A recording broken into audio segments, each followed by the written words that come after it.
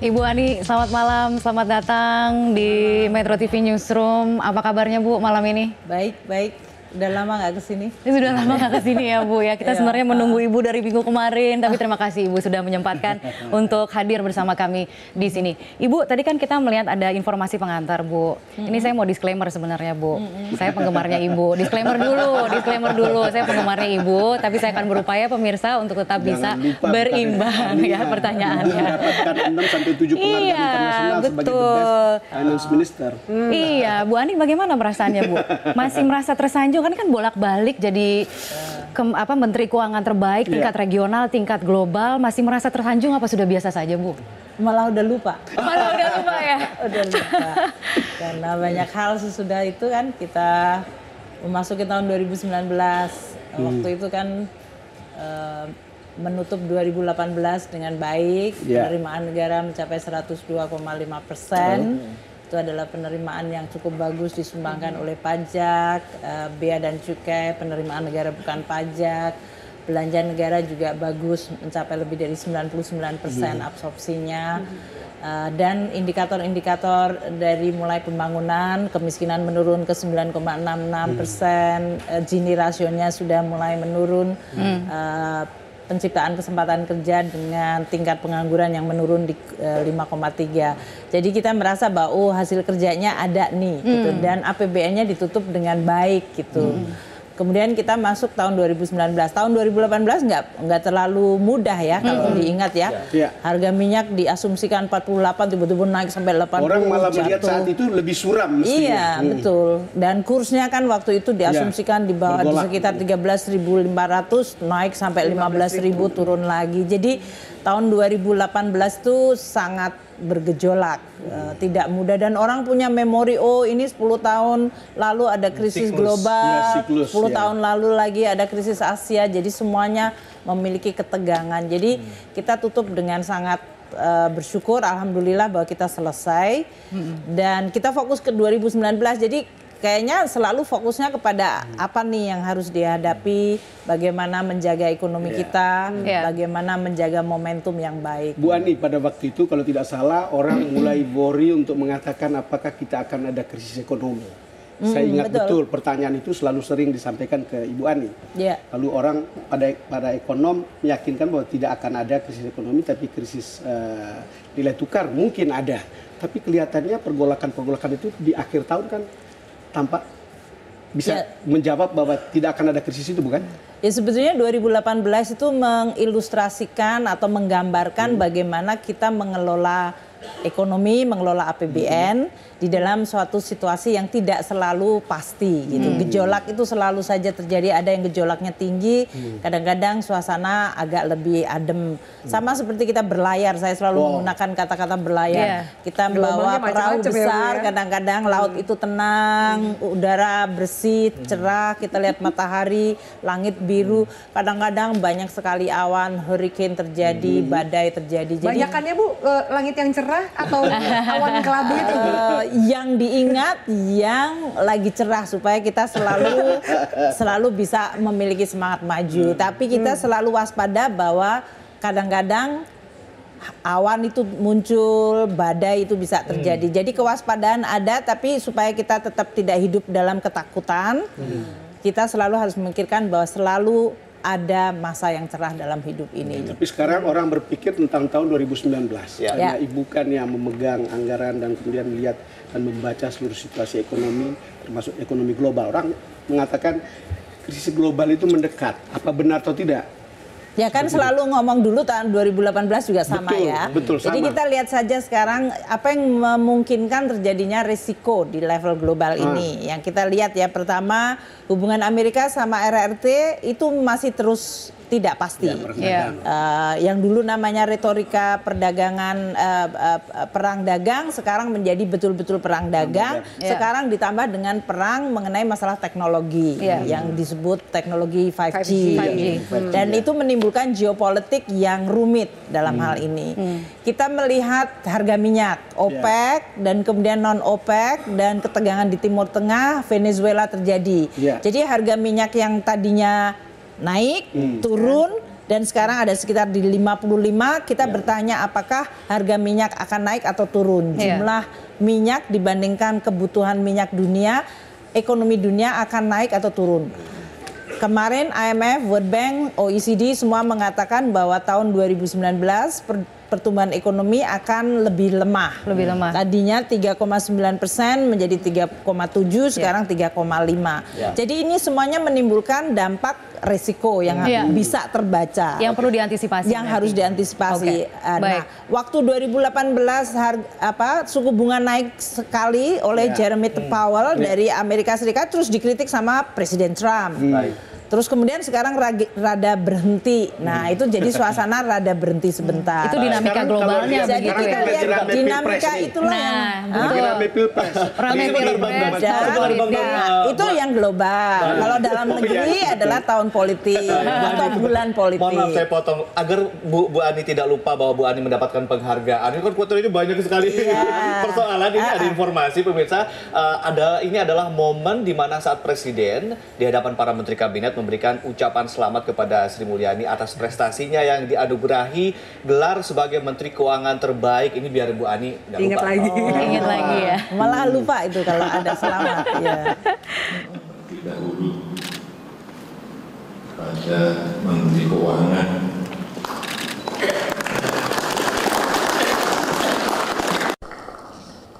Ibu Sri Mulyani Indrawati yang mendapatkan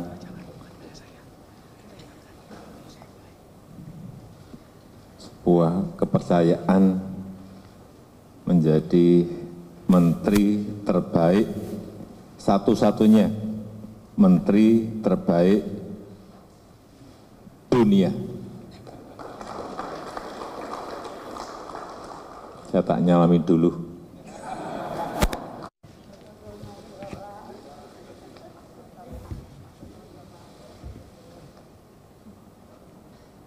Iya, Bu Ani. Apa maknanya untuk seorang Sri Mulyani? Kalau pujian katanya udah biasa, tadi ditambah juga banyak persoalan sehingga jadi lupa. Ini seorang Presiden Joko Widodo memberikan pujian. Maknanya untuk seorang Sri Mulyani apa? Dan penghargaannya taruh di mana, Bu? Lupa juga taruh di mana. Pertama tentu saja kita berterima kasih ya bahwa pimpinan negara melihat dan memberikan penghargaan juga, atau paling tidak menyampaikan adanya penghargaan yang diterima oleh salah satu anggota kabinetnya. Itu ya menggambarkan sebuah leadership yang baik, artinya yang fair gitu. Ada juga kan kalau dalam situasi seperti ini itu dianggap sebagai suatu karya bersama. Karena kalau kita sebagai di dalam kabinet itu kita bekerja sebagai satu tim, tidak ada satu menteri sendiri menjadi baik gitu tanpa satu tim yang baik, tanpa pimpinan yang baik. Jadi menurut saya ini adalah suatu recognition atau pengenalan terhadap kerja bersama yang dilakukan oleh seluruh tim kabinet. Jadi ini apresiasi untuk semua begitu artinya. Ya, saya rasa yang disampaikan kan pertama kita nggak ikut perlombaan, jadi kita nggak pernah tahu ya. Jadi karena kalau kita takut perlombaan kan kita siapkan ya. Kalau kita nggak pernah tahu, jadi kita nggak tahu dinilainya seperti apa oleh siapa, bagaimana. Yang kita tahu pada saat bahwa mereka memutuskan, mereka mengirim email kepada saya. Kita telah membuat melalui proses yang panjang, mereka mengundang, meng-hire Ernst & Young, melihat dari berbagai segi. So, ya mereka mengatakan ini adalah dalam World Government Summit di Dubai yang sudah beberapa tahun dilakukan. Dan mereka menganugerahkan menteri terbaik. Saya rasa tujuannya karena ini adalah World Government dan Governance Summit, tujuannya adalah untuk memberikan inspirasi kepada pemerintahan dan siapa saja ya di dunia bahwa yang disebut terbaik itu apa dalam arti. Jadi mereka membuat beberapa track record checking gitu. Bu Ani, ya banyak penghargaan dan reputasinya tinggi sekali, tapi banyak juga kritik.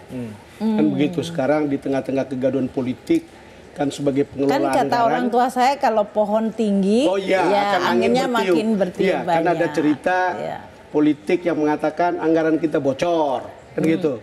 Dan salah seorang tokoh yang biasanya mengkritik Bu Ani Kebetulan kita ada di sebuah grup yang sama, itu namanya Pak Rizal Ramli. Itu kritiknya terhadap Bu Ani saya kira sudah pasti ditangkap semua, itu banyak sekali gitu ya. Dan saya tidak tahu, tentu perlu ada jawaban. Misalnya tiba-tiba sekarang disebut Menteri Pencetak Utang, kan gitu kan. Itu lalu ada puisi kan? Ada puisi, jawaban Bu. dari Bu Ani. Saya boleh bacain sedikit, Bu? Nah, yang ini pasti Ibu nggak lupa, dan biar pemirsa nggak lupa, sedikit aja puisi yang Ibu posting di Instagram dan langsung viral. Kala kamu menuduh aku menteri pencetak utang. Saya bacakan sedikit, kami menyelesaikan puluhan embung dan air bersih bagi jutaan saudara yang kekeringan. Puluhan ribu rumah untuk mereka yang memerlukan tempat berteduh. Kala kamu menuduh aku menteri pencetak utang. Kami bekerja menyediakan subsidi jutaan sambungan listrik untuk rakyat menerangi kehidupan hingga pelosok. Yang paling menarik terakhir adalah aku dan 76.000 jajaran Kemenkeu adalah kami. Kami tidak pernah lelah mencintai dan membangun Indonesia. Apa makna dari puisi itu, Bu Sri Mulyani? Sebetulnya puisi itu adalah saya itu kan sudah beberapa kali menggunakan berbagai media, termasuk media sosial, untuk menjelaskan mengenai APBN sebagai uang kita. Jadi saya sebagai Menteri Keuangan akan mengelola APBN yang merupakan uang rakyat untuk dikembalikan ke rakyat. Jadi puisi itu sebetulnya puisi mengenai APBN 2019. Bukan balasan Ibu terhadap sebuah tuduhan katanya. Enggak lah. Enggak gembes gitu, Bu. Tetapi memang kan saya ingin menyampaikan kalau kita membaca APBN itu lihat ke semuanya. Makanya saya ingin menceritakan itu ada puluhan embung atau ribuan embung, ada ratusan ribu rumah, karena di dalam APBN 2019 kita punya target berapa ribu kilometer jalan yang akan dibangun, berapa banyak irigasi yang akan dibangun, embung akan dibangun, rumah-rumah akan dibangun, elektrifikasi akan mendekati 100%. Jalan tol masih ada di situ, rumah sakit, kita menyediakan subsidi bagi 98 juta rakyat Indonesia sehingga mereka mendapatkan kartu sehat, sehingga mereka bisa berobat apabila sakit tanpa mengeluarkan uang, sehingga mereka tidak makin menjadi susah hidupnya. Ini teman kami ini, Ade ini selama setahun ini. Maksudnya Mas Don Bosco, kan kita katanya berhubungan dengan generasi milenial. Generasi milenial itu kan want to be connect dengan cara yang bisa mereka pahami gitu. Kalau saya nulis nota keuangan ratusan, Bu, itu lama instastory-nya banget. Instastory-nya dan nggak ada yang ngeklik, nggak akan jadi viral. Nyanyi aja Atau saya kalau nyanyi boleh lah gitu ya. Tapi kalau saya kasih tabel pun nggak ada yang mau baca dan susah bacanya. Begitu puisi, langsung itu semua orang itu masuk ke hati dan mereka tiba-tiba pengen membacanya. Seperti kamu tadi bacanya. Buktinya viral begitu ya. Artinya banyak yang membacanya. Ade ini orang yang keliling dari satu tempat ke tempat selama setahun. Apa yang Anda lihat itu nanti akan ada pemaparannya, akan di-atlarge-kan secara khusus. Tapi sebelumnya kita ingin membahas lagi ada isu-isu tertentu. Kita bicara soal pengelolaan anggaran. Pastilah tidak mudah, Ibu, begitu ya. Ada prinsip-prinsip yang harus dijalankan, tapi terbukti dengan sejumlah prestasi dan penghargaan yang sudah diraih Ibu. Artinya pengelolaan anggaran kita di tangan yang aman, begitu ya, untuk saat ini. Nah, tapi kemudian kan di tahun politik itu biasanya ada kritikan-kritikan yang masuk soal pengelolaan anggaran, soal bocornya anggaran, soal utang dan lain sebagainya. Saya ingin secara spesifik menghadirkan ada pernyataan berikut ini yang disampaikan oleh calon presiden petahana Joko Widodo yang menjawab soal kebocoran APBN yang dituduhkan. Jadi saya tidak akan tanyakan ke Bu Ani, tapi ini adalah jawaban dari Pak Joko Widodo yang kemudian menjawab tuduhan oleh Capres Prabowo Subianto. Berikut ini. Jangan sampai sudah tanda tangan, sudah semua partai sudah tanda tangan, kemudian baru ngomong 500 triliun bocor.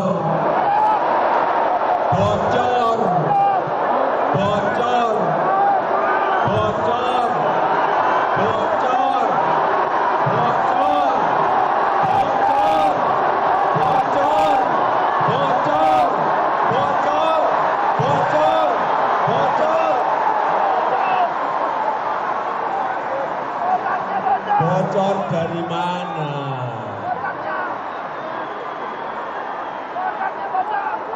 Setiap tahun Ini mekanisme pemerintahan itu selalu diaudit oleh BPK. Kalau tidak ada yang benar, pasti sudah ditangkap oleh yang namanya KPK. Bu Ani, ini tahun politik tentunya ya. Kita paham sekali bahwa Ibu adalah seorang profesional, artinya akan menjaga jarak sama sekali dengan jaga politik. jarak politik. Tetapi Bu Ani kan sering mengatakan bahwa anggaran yang kredibel. Kredibilitas anggaran itu selalu dijaga. Hashtagnya aja Kemenkeu profesional. Betul. Ya, Tapi ketika dibilang bocor, apakah Anda merasa bahwa kredibilitas anggaran yang dibuat itu sedang didelegitimasi? Sebetulnya kan begini ya. Dan tugas saya sebagai Menteri Keuangan dengan seluruh jajaran kami 76.000 tadi itu sering untuk menyampaikan kepada masyarakat mengenai keseluruhan dimensi keuangan negara termasuk APBN. Nah, APBN ini dibuatnya kan tidak tiba-tiba ujuk-ujuk Menteri Keuangan membawa ke DPR dan langsung diketok.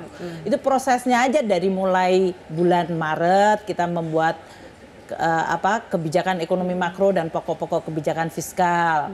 Kita diskusikan dengan Dewan, kita bikin asumsi makronya didiskusikan lagi. Kemudian kita membahas mengenai amplop besarnya. Kemudian Presiden membuat nota keuangan menyampaikan bulan Agustus. Kemudian dibahas secara intensif dari mulai Agustus itu sampai akhir Oktober semua bagian. Penerimaan negara dilihat, belanja negara, sampai defisit, sampai utang, sampai pembiayaan berapa ditanamkan modalnya kemana, untuk apa. Itu dibahas oleh semua komisi badan anggaran. Dan pada akhir Oktober diketok.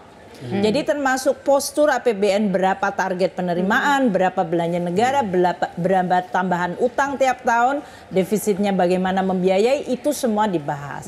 Begitu dibahas, diketok itu menjadi undang-undang. Undang-undang itu namanya yang melandasi kita bekerja, kan kita bekerja di Republik ini tidak semau kita, tapi ada landasannya dan itulah yang kita kerjakan.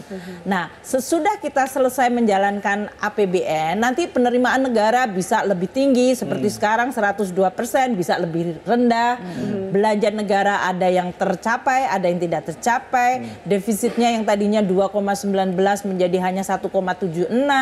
Primary balance-nya yang tadinya dianggap defisit sekarang menjadi mendekati balance. Itu semua kita laporkan lagi. Ya kan? Jadi 25% tudingan bocor itu berarti undang-undangnya bocor atau gimana? Enggak, kalau kita laporkan kan diaudit sama di undang-undang dasar kita punya lembaga audit independen namanya BPK. Mereka berisi semua auditor-auditor yang berbicara mengenai compliance terhadap aturan dan akurasi angkanya. Wong saya naruh angka salah aja dia akan kritik ya, jadi temuan jadi dalam hal ini, apalagi bocor gitu ya dalam hal itu. Bocor ini dan laporan keuangan kita diaudit BPK dan kita dapat WTP. WTP itu wajar tanpa pengecualian, berarti dari sisi compliance kita tidak selalu berarti bahwa tidak ada kejahatan atau kriminal, tapi artinya kita dari sisi proper itu kita proper di dalam menjaga. Nah, tadi bicara tentang kredibilitas anggaran. Kredibilitas anggaran bisa bahwa laporan keuangannya WTP APBN dikelola secara baik. Tapi kredibilitas anggaran juga berasal dari pemikiran bahwa APBN kita itu selalu sehat dan sustainable. Dan itu kita lihat dari bentuk rating agency mengatakan kita baik, ekonomi kita bisa memberikan, bisa mendapatkan manfaat dari APBN. Jadi kredibilitas bisa dilihat dari berbagai dimensi, tata kelolanya, efektivitasnya, keberlanjutannya, dan dari rating kita.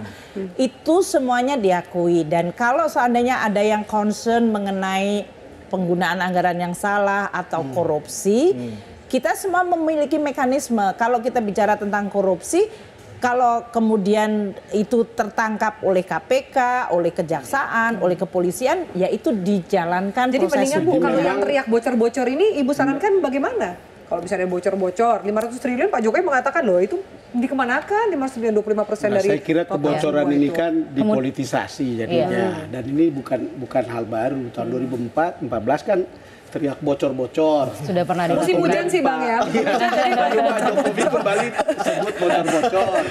Sekarang 25% dianggap bocor. Bukan Tapi cerita baru. concern Bukan cerita mengenai baru. APBN yang ingin dikelola secara baik, menurut saya itu sehat Itu saja. betul. Semua harus, dan itu kan indahnya demokrasi. Adanya keterbukaan, ada check and balance, ada kritik, itu menurut saya sah-sah saja. Kalau kita di dalam mekanisme bernegara dan dalam mengelola keuangan negara, kita juga punya mekanisme hukumnya. Ada tadi undang-undang APBN, ada auditor, ada penegak hukum. Jadi kalau memang masalahnya itu adalah masalah kriminal, kita punya jalurnya. Kalau masalahnya efisiensi dan kompetensi, bisa saja. Soalnya saya memberikan anggaran katakanlah 100 triliun, tapi ternyata hasilnya tidak optimal. Itu kan masalah kompetensi. Tapi isunya design. Indonesia tuh masih di situ tidak sih Bu? Isu kebocoran anggaran itu kan ada yang mengatakan itu adalah isu negara dunia ketiga begitu. Di saat sekarang pemerintah sedang membicarakan revolusi industri 4.0, kemudian juga tren korupsi kita menurun begitu. Menurut saya begini ya, kalau ada concern mengenai apakah masalah efisiensi atau kebocoran, yang perlu dipertanyakan apakah ada mekanisme di negara kita ini yang menanganinya secara efektif, atau kita punya pertanyaan gitu. Apakah memang tidak ada, apakah BPK tidak berjalan, apakah KPK tidak berjalan, apakah Jadi penegak urusan hukum bocor tidak. itu kan kayak tadi kemana-mana. Ya. Ini banyak Bu, yang terdelegitimasi sebetulnya. Tapi kata bocor. Iya, kalau kita bicara tentang tantangan Indonesia sebagai negara, tata kelola korupsi masih juga menjadi concern. Menurut saya juga tetap harus kita perhatikan. Namun yang tadi kan yang mengatakan Industrial 4.0, gejolak di dunia dan transformasi ekonomi kita, itu juga tantangan yang sama pentingnya. Bu Ani, kalau ditanya kita sebagai harus Menteri break Keuangan, terlebih dahulu. bentar saja, sebagai Menteri Keuangan ditanya soal bocor 25% itu benar atau tidak? Benar atau tidak? Dijawabnya usai jeda Bu Ani. Karena Anda akan hadir dengan jawaban Ibu Sri Mulyani setelah bersama kami di Metro TV News. Tetaplah.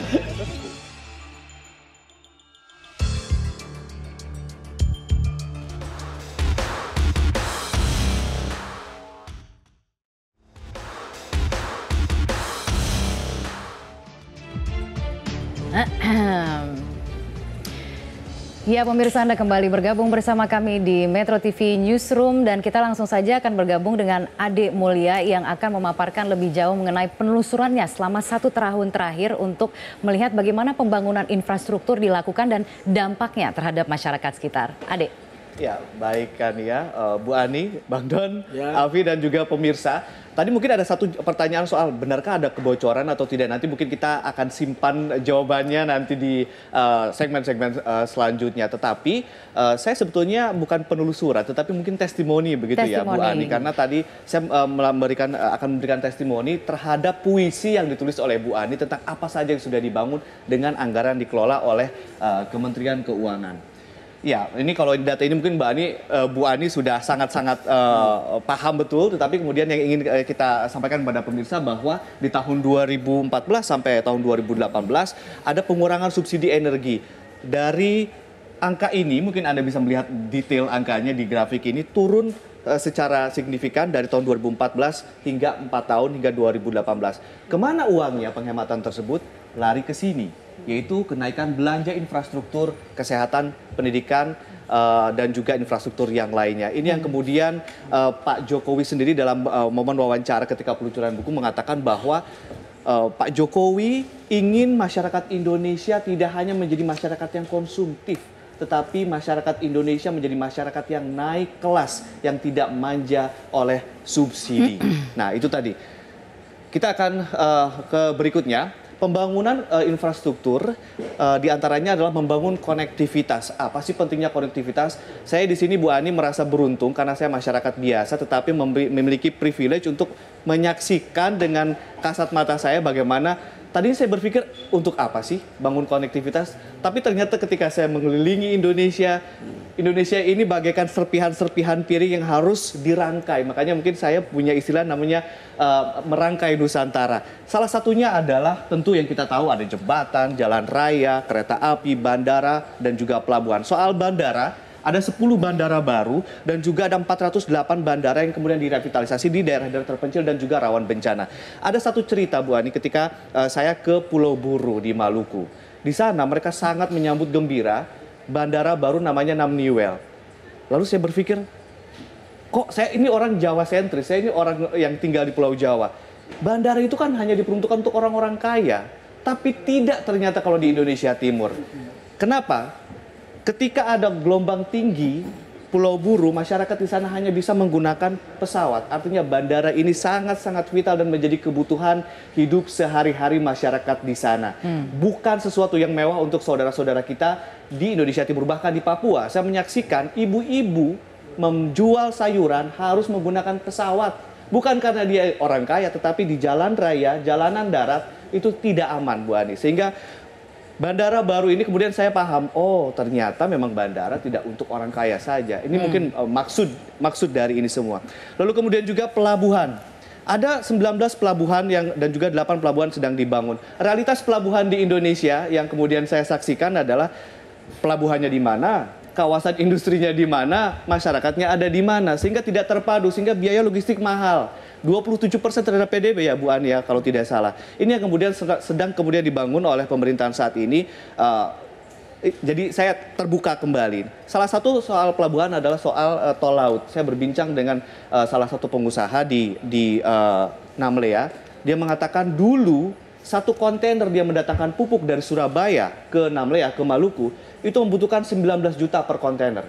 Sekarang dengan adanya tol laut, dia hanya mengeluarkan 8 juta per kontainer. Artinya memang biaya logistik dari pelabuhan ke pelabuhan sudah berkurang. Namun dari pelabuhan ke end user itu yang masih menjadi PR. Ini tentunya sekali lagi ini adalah testimoni bukan paparan data begitu ya Bu Ani. Saya tidak berani kalau memaparkan data di depan Bu Ani.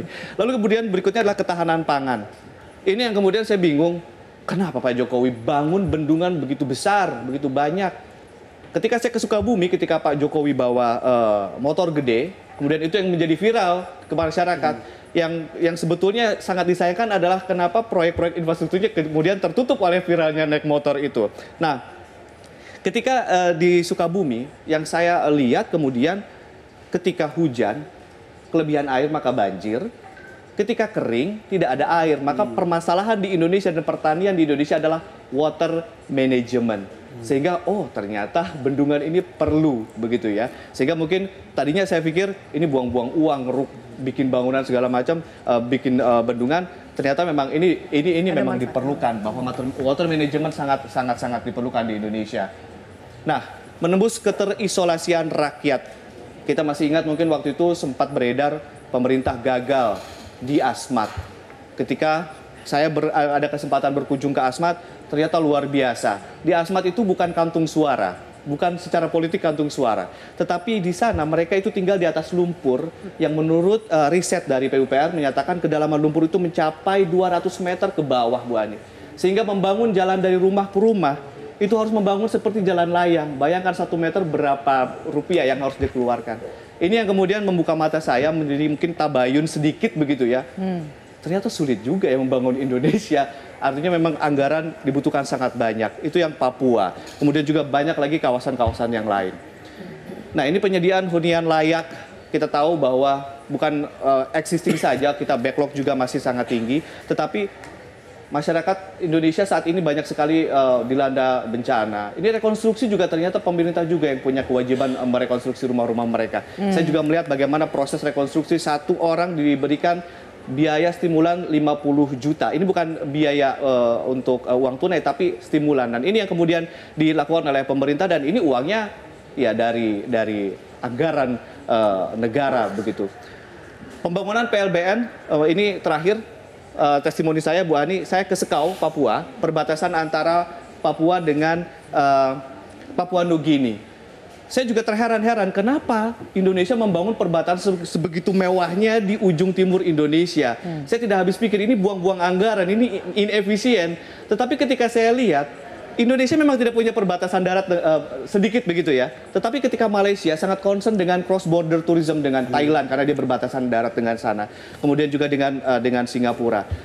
Yang saya lihat adalah setiap hari banyak sekali turis dari Papua Nugini lewat sini untuk membeli emas di Jayapura dan membeli sirih, dan mereka memberikan kesaksian luar biasa Indonesia sekarang maju. Jadi ternyata ada efek politiknya, yaitu efeknya adalah kebanggaan dan pride terhadap negara, tetapi juga ini sekarang jadi destinasi cross border tourism. Jadi puisi yang Ibu bacakan, ya memang saya sendiri menyaksikannya. Tetapi Bu Ani, satu hal yang ingin saya tanyakan, banyak sekali yang dibangun oleh pemerintah Indonesia. Tetapi ketika saya belusukan ke daerah-daerah, banyak orang bertanya kepada saya, Mas, bantuannya dong ditingkatkan, dananya dong. Ternyata yang ada di persepsi masyarakat itu uang tunai.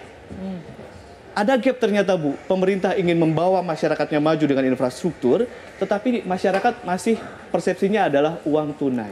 Ini gimana Bu? Tapi masyarakat yang miskin yang memang betul-betul ada di dalam bottom 20% ya.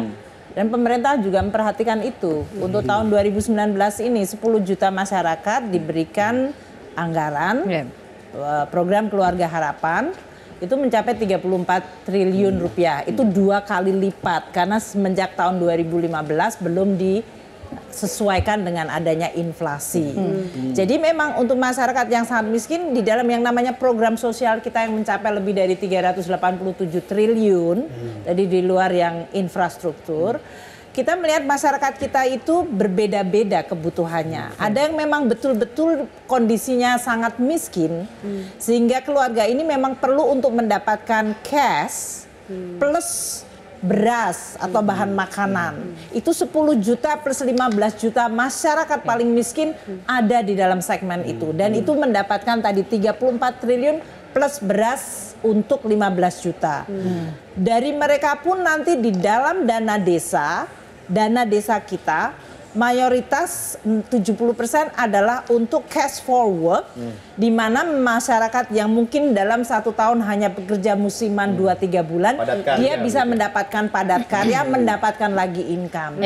Tentu ini adalah kombinasi antara kail dan ikan, dan tidak dilakukan sedemikian saja, tapi juga dengan persyaratan anaknya harus masuk sekolah, anaknya harus diimunisasi. Kenapa kok pemerintah sangat peduli terhadap itu?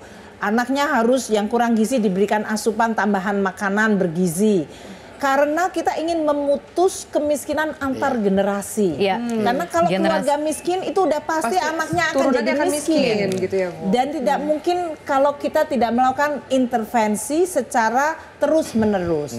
Dan itulah yang dilakukan selalu kombinasi antara intervensi kepada keluarga, ditambah dengan fasilitas pendidikan dan kesehatan, termasuk air bersih, dan penciptaan kesempatan kerja termasuk bantuan untuk usaha ultra mikro dan kecil.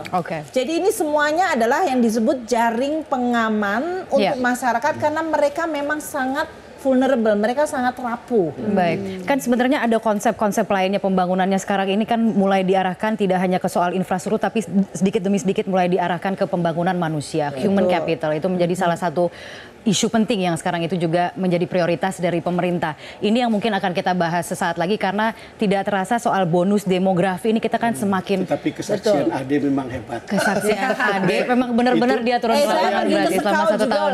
Baik. Saya ini generasi yang begini Bu, pertama kali lihat pesawat langsung saya naik pesawat. Karena tidak ada jalan darat. Tidak ada jalan darat, nggak ada alternatif ya. Iya, dari waktu itu 1 kali penerbangan. Di Labuan Bajo sekarang 11 kali penerbangan setiap hari. Baik. Jadi sesuatu yang luar biasa. Jadi memang bagi teman-teman yang memang biasa hanya hidup di Jawa, mungkin pemahaman mengenai betapa besarnya Republik ini, betapa banyak rakyat kita yang betul-betul berbeda sekali situasinya dengan di Jawa, apalagi Jakarta, itu mereka kurang bisa memahami betapa pentingnya itu yang disebut infrastruktur. Saya pergi ke salah satu provinsi di Nusa Tenggara Timur. Di mana? Kabupaten mana? Kabupaten tempatnya Pak Melki itu tempatnya. Momere. Saya harus potong dulu ya. Dan itu jalan masih belum semuanya terhubung di semua kabupaten. Ada 4 kabupaten lain. Ibu, saya potong dulu ya Bu. Boleh nanti lanjutkan pembicara ceritanya karena kita harus ada beberapa informasi penting dulu dalam headline news. Sesaat lagi kita akan lanjutkan perbincangan ini, pemirsa, tetaplah bersama kami.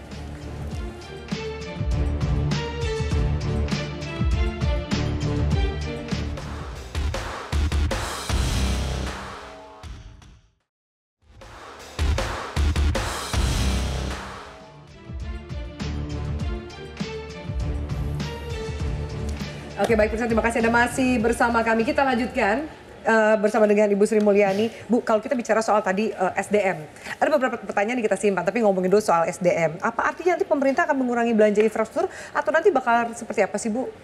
Enggak, kalau mengurangi dua-duanya kan akan tidak. berjalan dengan? Kan untuk tahun 2019 saja infrastruktur masih mendapatkan lebih dari 415 triliun.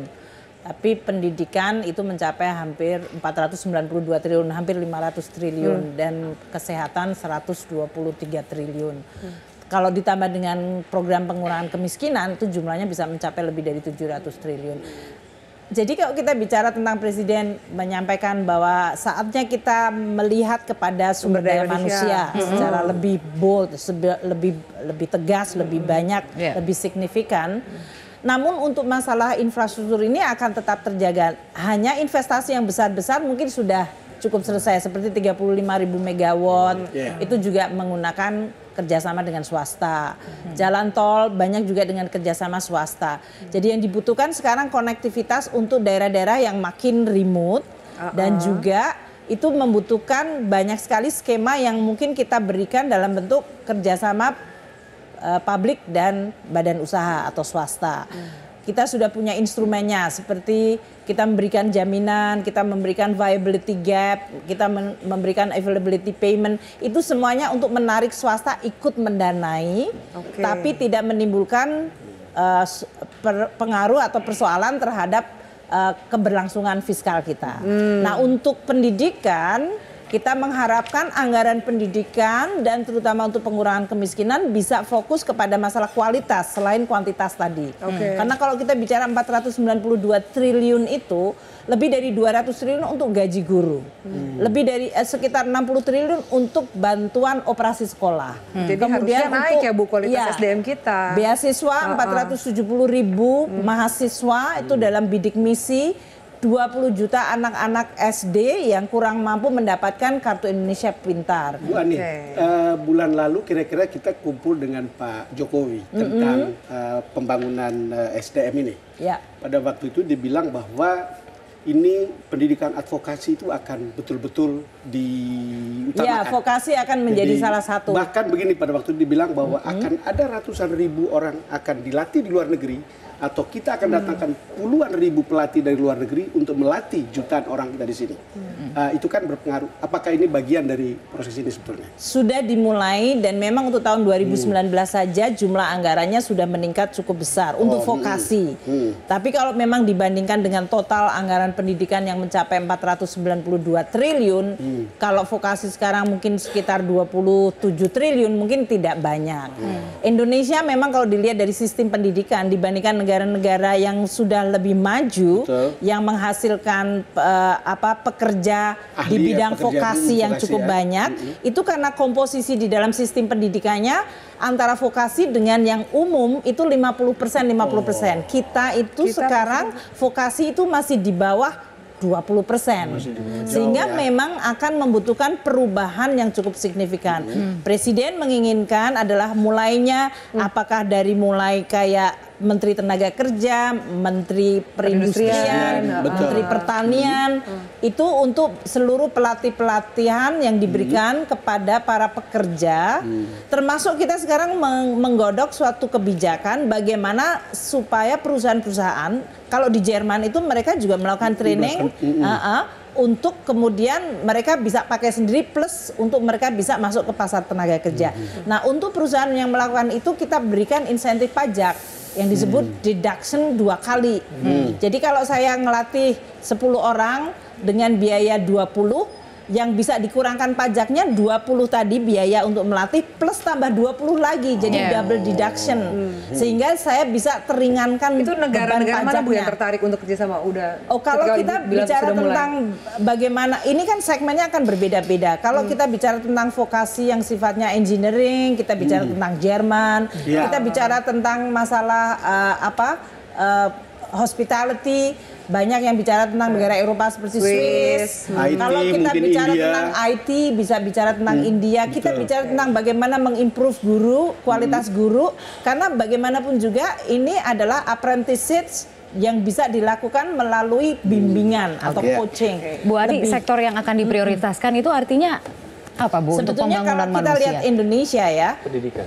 natural resource kan memang penting, tapi itu kalau kita bicara tentang pertanian untuk mendukung itu yang ketahanan pangan, maka kita bicara tentang produktivitas di bidang pertanian. Maka penyuluh pertanian menjadi penting, teknik pertanian menjadi penting.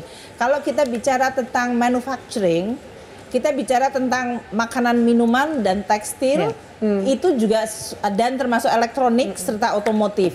Ini sekarang yang sedang digenjot oleh Menteri Itu Industri. adalah sektor-sektor Itu yang memang kemudian kita akan dipersiapkan dukungkan, untuk industri 4.0 ya Pak? 4.0 itu masuk di situ. Kemudian kita bicara tentang pariwisata, which is different lagi skill yang dibutuhkan.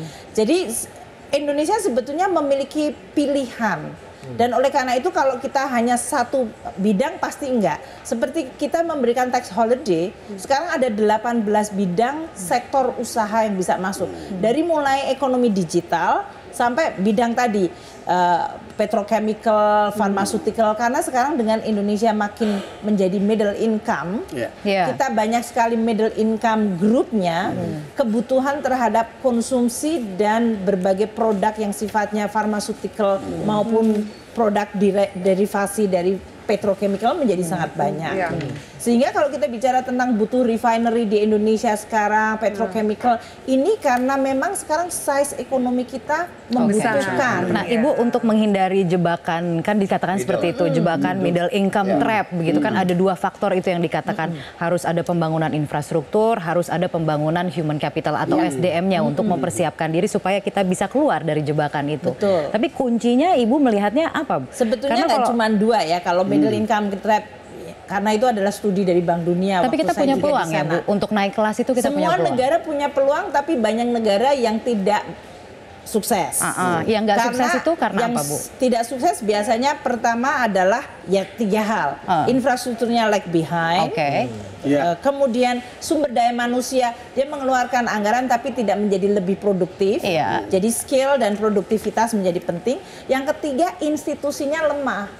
Jadi kalau kita punya negara sekarang dengan pemerintahan eksekutif, legislatif, yudikatif, mereka semua berjalan secara efektif, bersih, birokrasinya bersih, kemudian mereka melaksanakan pekerjaannya secara profesional, makanya kami kan selalu mengatakan Kementerian Keuangan profesional.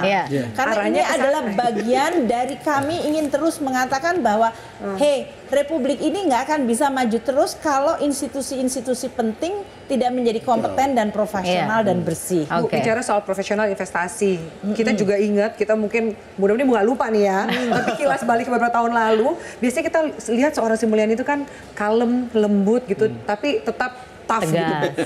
Ini ada sempet Ibu tuh mungkin agak ngomel kayaknya nih Bu ya ke JP Morgan soal investment grade kita.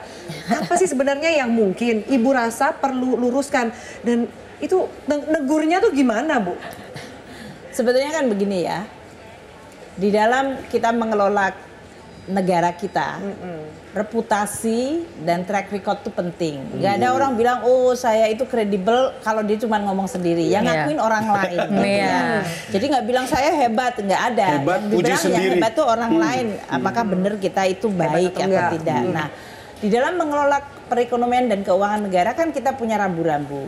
Dan waktu itu saya baru pulang dari Amerika, saya mengurusi lebih dari 100, Bank Dunia itu kan 189 negara. Jadi kita udah terbiasa untuk melihat banyak negara, fiskalnya gimana, moneternya gimana, birokrasinya gimana, ekonominya gimana.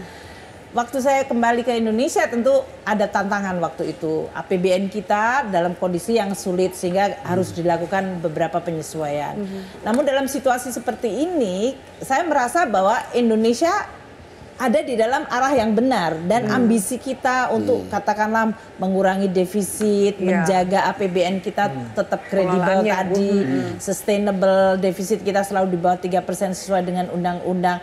Di Eropa itu banyak negara yang belepotan gitu, di atas 3%, growth-nya tidak lebih rendah dari defisitnya, dan kemudian utang mereka jauh lebih tinggi terhadap GDP-nya, governance-nya menurut saya juga nggak lebih baik, tapi mereka dapat grade yang bagus-bagus saja, dan kadang-kadang assessment-nya juga terlalu bullish. Hanya karena para analisnya itu adalah orang-orang yang di sana. Mereka familiar dengan kayak pamannya kayak Kania tahu Sri Mulyani, tahu siapa Dirjen gitu ya, Bu ya. Jadi mereka pasti dia nggak bakalan macem-macem deh. Dan dia pikir Ibu Sri Mulyani nggak ngomel, ternyata. Ya artinya kita akan mengatakan, hey, this country is seriously managed gitu loh. We are in a radar screen dan we are a big country. Dan saya ingin you take it seriously loh. Jangan cuman gara-gara 1-2 indikator yang dia kemudian atau hanya 1-2 versi dari news headline, kemudian dia membuat suatu assessment yang tidak proporsional terhadap situasi. Saya rasa memang tugas kita untuk bisa mempresentasikan Republik Indonesia secara lebih baik Ada yang bilang, jadi jendela kalau mau lihat Indonesia itu lihat Sri Mulyani dan kebijakannya itu jendela aja. Artinya sekarang kalau mereka recognize, apalagi kemarin kita menjadi tuan rumah IMF World Bank, itu buat dunia melihat negara ini katanya emerging, lagi ditempa gempa 2 kali berturut-turut, dan mereka almost cancel those meeting.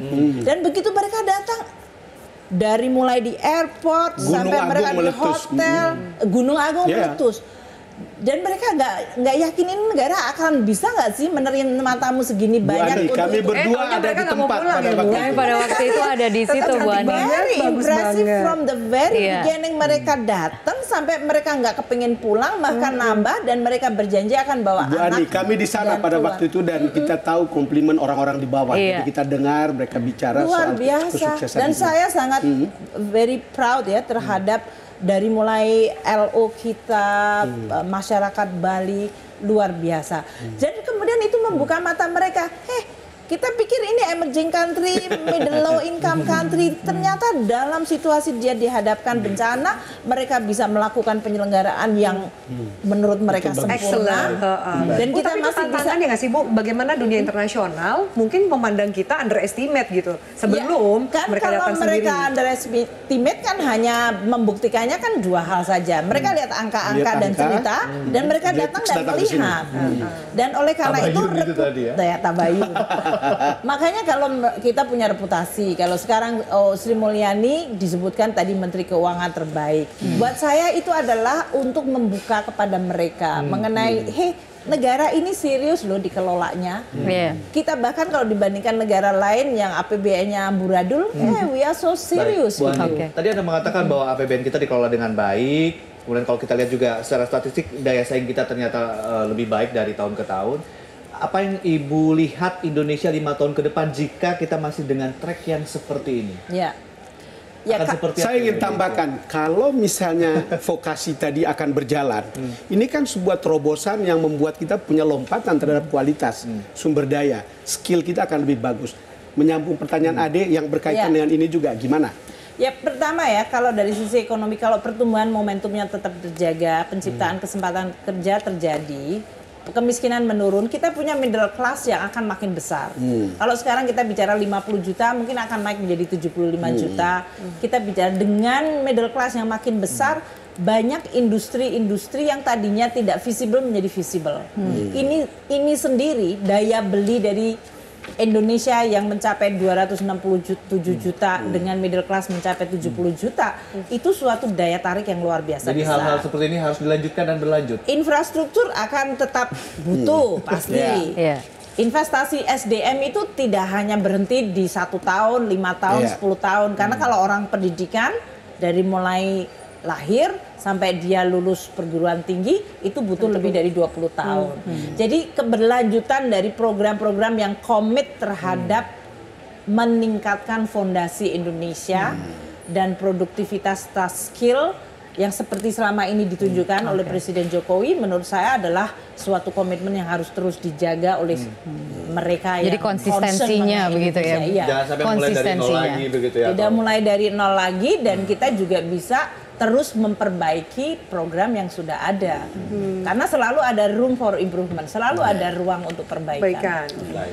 Baik. Bu Ani dan juga pemirsa di rumah, kami akan segera kembali. Tetaplah bersama Metro TV di Newsroom.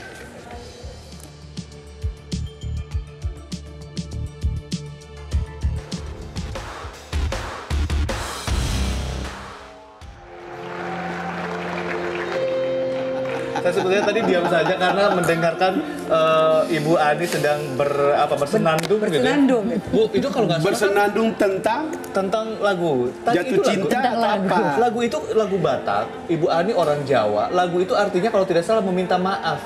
Iya. Kepada Ibu meminta maaf kepada siapa dan untuk apa? Ya itu settingnya saya memberikan pidato untuk graduationnya di Universitas Del di pinggiran Danau Toba kan. Dan itu semuanya para orang tua mayoritas adalah orang-orang Batak. Terus mereka minta supaya saya memberi sumbangan nyanyi karena di sana kan kayaknya semuanya juga Itu dadakan apa udah dikasih tahu sebelumnya?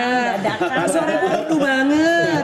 Dan kan sudah biasa. Ada vibranya. dan Pak Luhut itu salah satu orang yang paling senang kayaknya, Bu. Langsung bertepuk tangan gitu. Kan sudah biasa di LA Band kan? Lagi band. Kan saya dari SMP sudah ikut KOR. Itu rahasia. Oh, itu rahasianya. Ikut KOR, kita ikut folk song. Kalau Iya. orang kita kan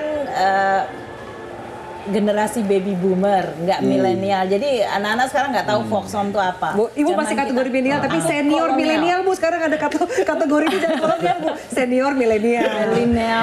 Iya. Bu Ani kan menjalankan tugas yang tidak gampang begitu ya, Afi ya. Tapi kemudian serangannya juga bertubi-tubi. Ibu pernah menangis tidak dengan apa yang kemudian tekanan-tekanan yang Ibu rasakan? Sudah kerja banyak tapi ternyata ada aja kritiknya. Kalau tekanan, kritik kita nggak nangis. Saya pernah nangis waktu saya melakukan farewell tahun 2010 untuk meninggalkan Indonesia. Oh, saya waktu itu hadir, Ibu. Ya, itu Sama waktu menangis. di JT610 juga Ibu menangis. Oh, waktu anak-anak buah saya yang keluarganya meninggal itu juga. Dan it's membuat very puisi. sad. It's always Dan juga sad. membuat puisi ya. Jadi memang ya, kita pada dasarnya kita semua manusia biasa, punya perasaan, punya hati, punya Ada nurani yang bicara juga ya, Bu. nurani, ada concern, ada connection lah dengan manusia yang lain. Kita manusia apapun ras kita, etnis kita, bangsa kita. Karena saya pernah kerja juga di Bank Dunia, saya melihat bagaimana tragedi kemiskinan atau negara yang habis perang saudara seperti di Rwanda, luar biasa. Yeah. Jadi dan saya dalam kehidupan sehari-hari dulu dididik oleh orang tua untuk selalu peduli karena kita keluarga besar ya, jadi selalu toleransi, peduli sama saudara, sehingga itu menjadi sesuatu yang menjadi habit. Kalau orang tua saya sedang membaca koran, terus kita punya pendapat mengenai tertentu, terus saya bilang, wah ini salah gitu. Terus ibu saya biasanya kepala saya ditonjok. Ditoyor gitu. Orang itu jangan hanya pakai ini, pakailah hati kamu. Tapi Ibu Sri Mulyani kebanyakan kan Ibu kan banyak orang, Ibu nih pintar sekali. Lebih banyak pakai logika atau Pakai hati. emosinya, Bu? Ya, kalau lagi bicara tentang APBN kita pakai kan itu fakta, angka, jadi kita pikir logikanya. Tapi kadang-kadang kalau kita mendesain policy kita juga harus pakai hati, karena apalagi kalau kita bicara tentang gender perempuan, kita kan bicara, apakah policy ini netral atau enggak? Kita harus pikirkan, ini akan menguntungkan atau tidak untuk perempuan, untuk anak-anak. Ketika Jadi, Ibu dituding sebagai Menteri Pencetak Utang, apakah Ibu marah, sedih? Enggak. Tadi jawabannya itu lewat Tadi puisi tadi jawabannya kan? lewat puisi berarti Ada ya, Bu. puisi yang menarik Enggak kan? sih. Kasihan aja. Siapa yang dikasih? Enggak, artinya rakyat kita kan tahu bahwa APBN itu besar ya. Artinya tadi yang saya sampaikan dimensinya banyak sekali. Kita mengumpulkan uang untuk kita kembalikan ke masyarakat. Jadi rakyat butuh tahu mengenai cerita yang utuh mengenai keuangan negara. Saya kan Menteri Keuangan Negara. Jadi Ketika kemudian ada yang mengkorup uang seperti itu, apa perasaan? marah. Kalau itu saya marah betul. Di dalam Kementerian Keuangan waktu itu ada 2 orang staf saya ditangkap karena berhubungan dengan korupsi mengenai dana transfer. Saya marah betul. Saya minta itu semuanya dilihat. Kalau setiap kali ada yang masukan yang sensitif mengenai tingkah laku anak buah kita, itu adalah sesuatu yang sangat serius. Kita punya whistleblower system di dalam Kementerian Keuangan. Dan itu berjalan? Sangat berjalan. Saya encourage untuk orang melakukan. Karena saya yakin ya, institusi atau kita manusia kalau nggak diawasi kita juga mudah luput. Jadi makanya kita memang tetap harus menjaga tata kelola yang bersih dengan adanya pengawasan yang ada di dalam internal Kementerian Keuangan. Bicara soal saya ingin menyelipkan soal kita lihat juga bagaimana sisi humanis seorang Sri Mulyani ketika terlihat menangis dan merangkul keluarga pegawai Kementerian Keuangan yang menjadi korban pesawat Lion Air JT610 yang jatuh di perairan Karawang, Jawa Barat Oktober tahun lalu. Ada 20 pegawai Kementerian Keuangan menjadi korban dalam pesawat naas itu. Mereka adalah jajaran Kemenku, Ditjen Pajak, Perbendaharaan, dan Ditjen Kekayaan Negara. Kita simak.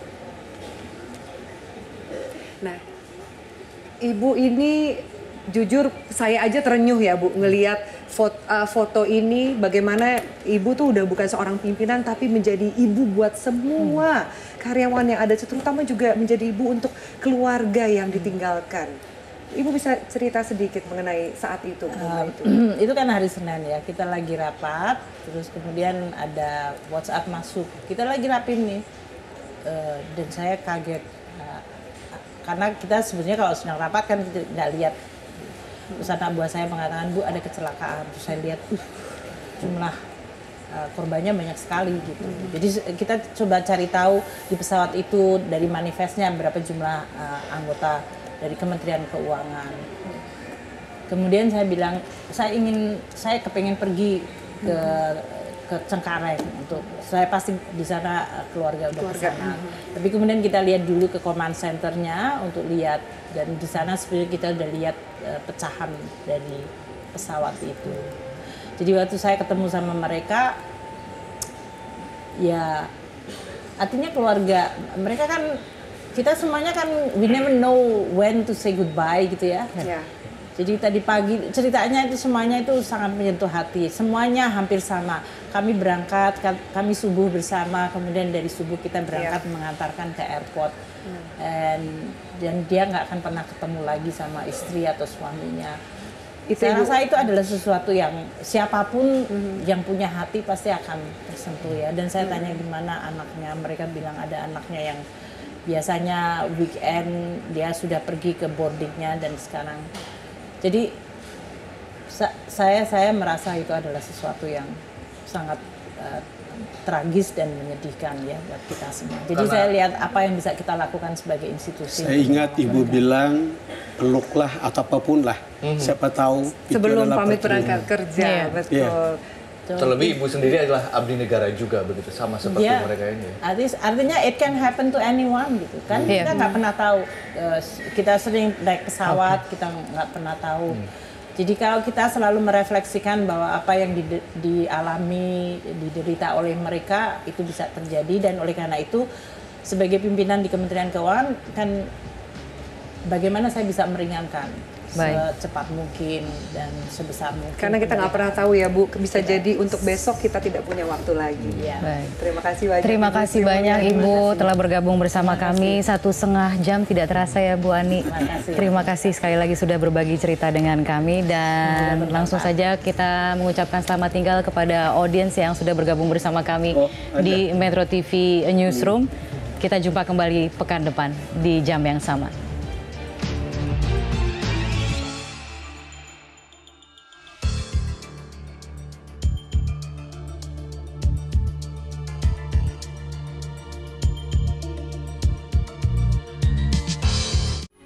Metro TV, knowledge to elevate.